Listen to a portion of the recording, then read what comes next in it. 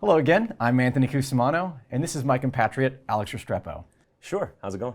We're looking at the Veritas Enterprise Data Services platform, specifically talking about protection, and today Alex is going to show us a little bit on how we configure policies inside of NetBackup. Yeah, we're going to talk about some good old policies within NetBackup. What's great about the policies from NetBackup, of course, is they really just run the gamut, and we're going to see some of the options we have within policies that really let us get granular with various different workloads that are key to the enterprise.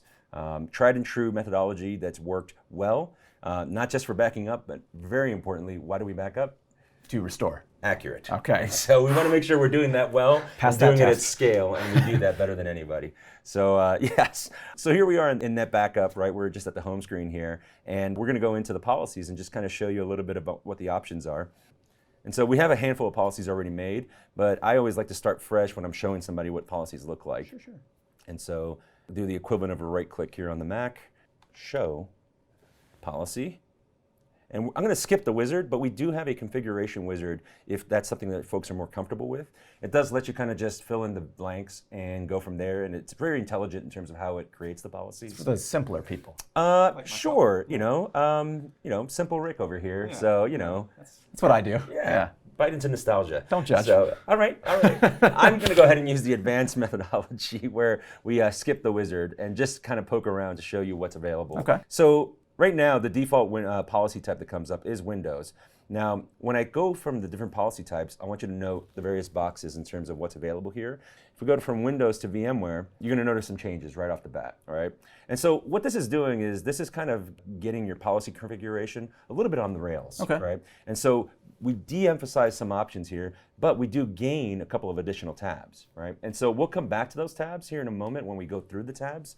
But the point is that some of these options are now in the tabs, and some of these options wouldn't really be applicable because of the nature of the backup. So the policies themselves are a little bit context sensitive. Absolutely. It won't let you click on something you shouldn't be clicking on. No. That's pretty No, cool. That's exactly right. If it's something that's not even an option for this policy type, then why even have it available? And so it intelligently grays it out.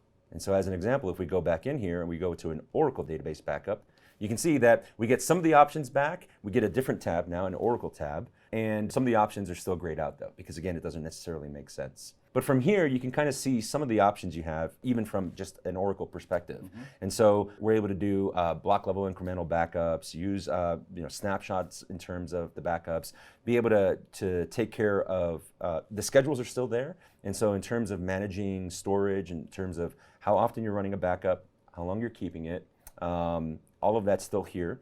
But importantly, instances and databases is going to be very unique to Oracle in terms of how we discover against an Oracle environment. Right. And then backup selections, you're going to see that when we look at some of the other policies, they're more general, like you can select different paths, as an example, within a filer or a server. In this instance, of course, because it's focused in on Oracle, you're going to see very Oracle-specific options.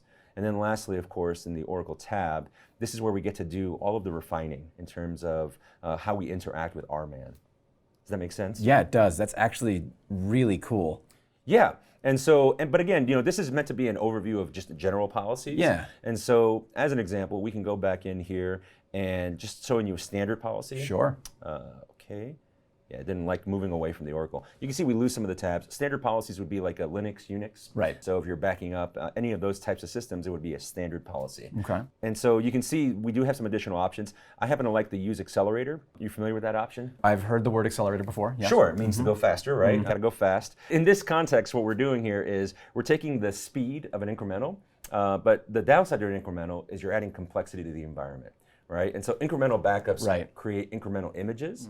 When if you go to do a whole image restore, you have to then do partial restores, right, along the way. I gotcha. It's kind of a pain in the butt. Yeah. And so what we're doing is we're going to take the speed of an incremental, where all we're doing is writing change blocks, but we're going to add in the functionality of a full backup on record by stitching it in line.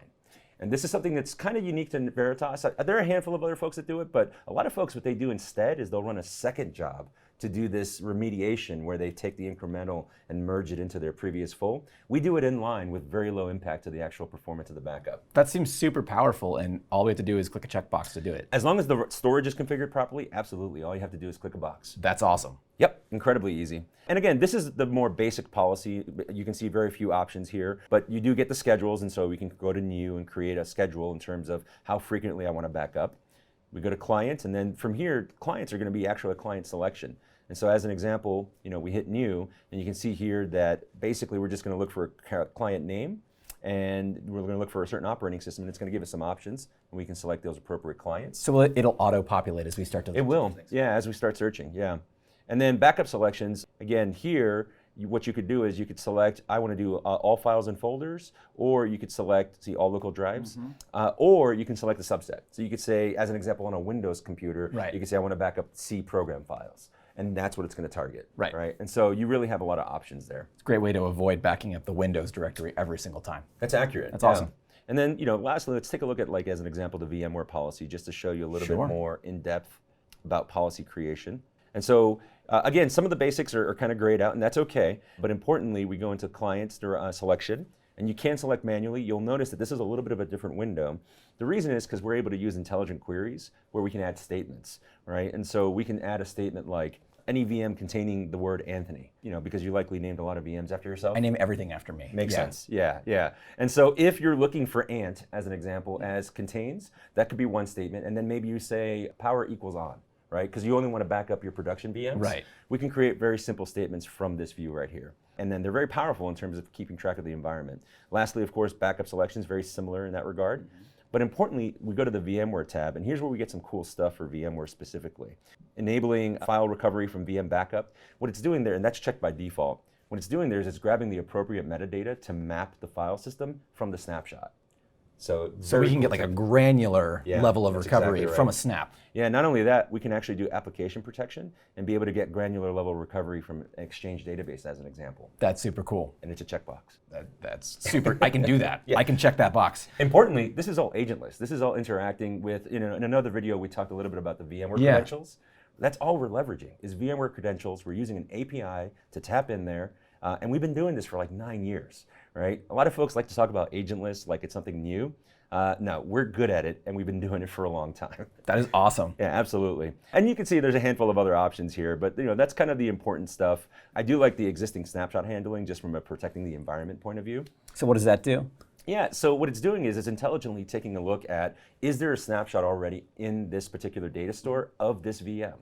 And if there is, I can do behavior based on that. And so as an example, it says here, remove NetBackup snapshots and continue the backup. Can you think of why that's important? So it doesn't eat up all the extra space. That's exactly right. So backups are incredibly important to any environment, but they're not the reason the environment exists. The environment exists to do production work.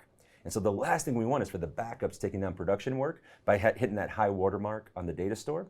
By making sure that we're taking care of snapshot handling appropriately, we protect that error. And worst comes to worst, the backup error is out, but we take care of the problem, we fix it, we get our backups back on track, and production is none the wiser. They never get impacted. This seems like a very resource conscious and efficient way to protect all VMs. Yeah, absolutely. That's most of the policy. We will get in a little bit into storage, and in particular storage lifecycle policies here in another video, but I definitely wanted to cover some of the policy options we have. That's awesome. Thank you very much, Alex. No problem. Yeah. Cheers.